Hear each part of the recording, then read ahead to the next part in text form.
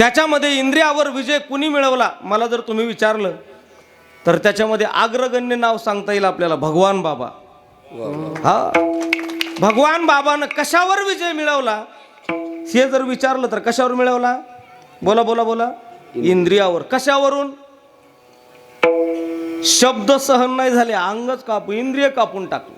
हा, एक सांगू, याचा परिणाम जिथं रक्त पडलं, तुळसी उगवल्या रक्त सांडले जाते, तुळसी उगवल्या. तुळसी उगवल्या रक्त सांडले जाते, तुळसी उगवल्या. तुळसी उगवल्या रक्त सांडले जाते, तुळसी उगवल्या. तुळसी उगवल्या रक्त सांडले जाते, तुळसी उगवल्या. आवनी आले देवा दिले अभय तेथे, धावनी आले देवा दिले अभय तेथे. आरती भगवान बाबा सिद्धानंदाचा गावा, आरती भगवान बाबा. आरती भगवान बाबा सिद्धानंदाचा गावा, आरती भगवान बाबा. इंद्रियावरचा विजय हा. तुळशी उगवल्या रक्त सांडिले जेते, धावनिया आले देव दिले अभय तेथे. जिथं रक्त पडावं तिथं काय उगवाव्यात? तुळशी उगवाव्यात. मला वाटतं आपलं जिथं रक्त पडन तिथं काँग्रेसाला सुद्धा लाज वाटत उगायची. का बरं? त्याचा अर्थ असा आहे, थोडासा त्यांच्या वागण्यात आणि आपल्या वागण्यात जरा बदल आहे. काय बदल आहे? आपला बदल असा आहे, आपण इंद्रियावर विजय मिळू शकत, कारण आपले इंद्रिय आपल्या ताब्यात नाहीत. अहो जाऊ द्या, साधा एखादा खाणारा जर असेल, काय बोला की राव, तंबाखून त्याला जर 3 तास नाही मिळाली साहेब तर ते अस्वस्थ होतं. त्याला असं वाटतं जगण्यात काय अर्थ नाही. जगाव वाटत नाही त्याला. का? थोडासा वियोग झालाय कशाचा? तंबाखूचा आणि त्याचा. 10 किलोमीटरवर एखादा माणूस चमकू द्या ना, चलत जाण्याची तयारी असते त्याची तिकडं. कशासाठी? बोला ना. मग मला सांगा कशा उगवत्या तुळशी? असा विषय असा आहे का? म्हणजे तिथपर्यंत, ध्येयाच्या शिखरापर्यंत जर तुम्हाला जायचं असेल तर त्याच्याकरता इंद्रिय निग्रह फार महत्त्वाचा. तुकोबारायच्या जीवनामध्ये सुद्धा असे प्रसंग आले. पण तुकोबाराय एका शब्दात त्याला म्हटले, जाई व तू माते न करी सायास, आणि आम्ही विष्णुदास तैसे न हो, आम्ही तसे नाहीत. आणि दुसरा इंद्रियावर विजय मिळवलेला माणूस आपल्याला पाहायला भेटतो, ते म्हणजे महाराष्ट्राचा राजा छत्रपती शिवाजी महाराज. कल्याणच्या सुभेदाराची सून नजराना म्हणून पाठवली, पण तिला सुद्धा आदरपूर्वक वाटं लावलं. याला म्हणायचं इंद्रिय निग्रह. हा, आजच्या अभंगामध्ये शब्द आहे गोवळ. गोवळ म्हणजे काय? गो म्हणजे इंद्रिय आणि वळ म्हणजे आकळणे. जोपर्यंत तुम्ही इंद्रियावर विजय मिळवत नाहीत किंवा इंद्रिय आकळत नाहीत, तोपर्यंत जीवनामध्ये शांती, समाधान, सुख आणि आनंद हा जीवनामध्ये कधीच येऊ शकत नाही. मग तुम्ही असू द्या, मी असू द्या, नाही तर माझे तुम्हीच बोलात आहे का नाही, कोणीही असू द्या, जर सुख समाधान जर पाहिजे असेल तर तुम्हाला इंद्रिय निग्रह करणं फार महत्त्वाचं.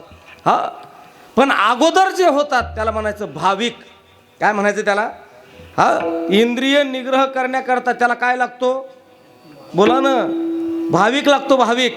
आणि भाविक झाला की मग त्याच्या इंद्रियावर, भाविक म्हणजे तसा माणूसच भावना प्रधान आहे.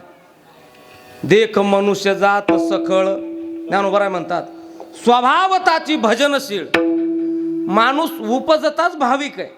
कारण भावना नावाची जी वृत्ती आहे ती माणसाला आहे का जनावराला आहे? बोला ना. जनावराला काय, येडीला सासर सारखं. पशु काय पाप पुण्य जाणती, उत्तम मध्यम भोग भोगीती, त्यांना काही घेणं देणं नाही. पण भावना नावाची जी गोष्ट आहे, मया, दया, कीव, ह्या ज्या गोष्टी आहेत त्या फक्त माणूसच जोपासू शकतो. आणि ही भावना एकदा अंतःकरणामध्ये दृढ झाली, कुणाच्या संबंधामध्ये बोला ना, हा देवाच्या म्हणा, तुमचं जे इष्टदेवता आहे त्याच्या संबंधामध्ये भाविकत्व, ते मनानं एवढा त्याचा ध्यास घ्यायला पाहिजे. महाराजाचं प्रमाण आहे, तुका म्हणे आळी आणि झाली भिंगुरटी सगळी. भिंगुरटी कळती ना, भिंगुरटी नावाची एक माशी आहे, ज्याला गांधण माशी म्हणू आपण. काय म्हणू? गांधण माशी. आणि ती गांधण माशी एका आळीला पकडून आणती आणि कशात ठेवती बोला ना, तिच्या घरट्यात ठेवती आजी. आणि घरट्यात ठेवली की इकडून तिकडून फिरून येते आणि तिला काय मारती? डंक मारती. डंक मारला की त्या आळीच्या अंगाचा दाह होतो. एवढ्या वेदना होतात की त्या वेदना शब्दात येत आहेत. 15-20 मिनिटानं फिरून येते की पुन्हा बोला ना डंका मारती, फिरून येते की डंका मारती. पुन्हा पुन्हा त्या आळीची प्रवृत्ती अशी होती, मनाची स्थिती, की तिला ती नाही जरी आली तरी तिला वाटतं येते का काय आणि मारती का काय, येते का काय आणि मारती का काय. हा ध्यास घेऊन घेऊन घेऊन आळीची काय होती नागरे सर, आळीचं कशात रूपांतर होत आहे? मग आळीचं जर भिंगुरटीमध्ये माशीमध्ये जर रूपांतर होत असेल तर माणसाचं रूपांतर देवामध्ये व्हायला फार वेळ लागणार आहे का? कोणाला लागणार आहे का? बोला ना. पण याच्याकरता आपण याचा ध्यास नाही घेत, आपण याचा ध्यास घेतो. हां, एक वेळेस नाही भेटलं तर त्याला करमत नाही. तसं तुम्हाला जर त्याच्याशिवाय जर नाही करमलं तर मग तुमच्या अंतःकरणामध्ये ती गोष्ट आली, त्याचं नाव आहे भाविकत्व. काय आलं? हे भाविकत्व आलं की मग आपल्या इंद्रियाला बाकी काही आवडत नाही. मग तेच आवडतं काय? फक्त देव. त्याला काय म्हणतात? देव म्हणतात. आणि त्याची काय एकदा आवड निर्माण झाली की मला वाटतं शिल्लक राहिलेला, शेष राहिलेला तो आनंद आहे. पण हे इंद्रिय तिकडे धावा घेत नाही.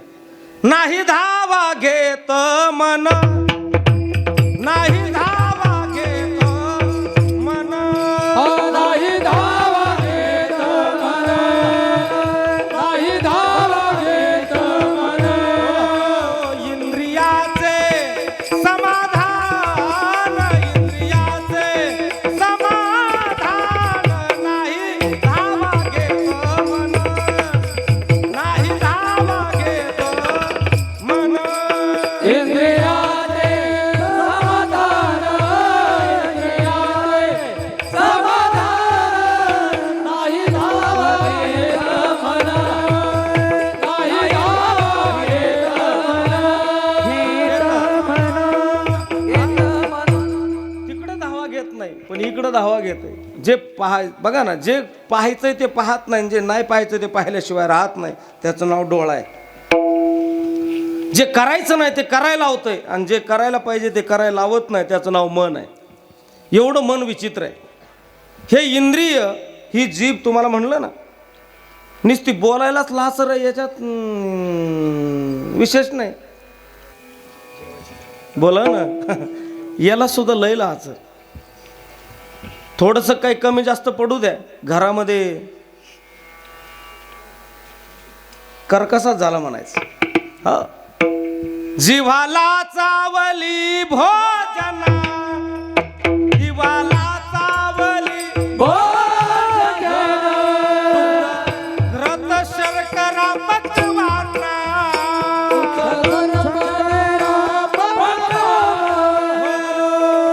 निंदिले उपअन्ना,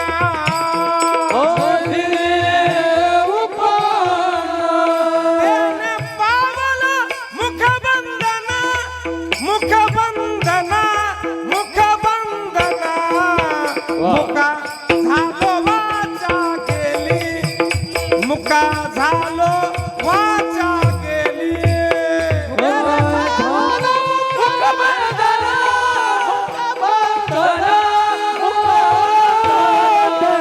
मुका